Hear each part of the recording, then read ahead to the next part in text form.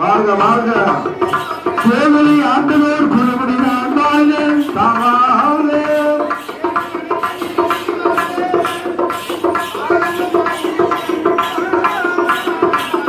அபாயம் வருவது கிடையாது, அபாயமே கிடையாது இல்லையா? பயம் அறியாது. அந்த இறைவனை நாடிக்கொண்டு ஆமா அழகாக அரணை நாடி அறத்தவம் செய்கிறார். அரணை நல்ல அரணை என்று அரணை என்றார். அரணை நல்ல அரணை என்று அரணை என்று அறத்தவங்கள் சீரிடுவார்.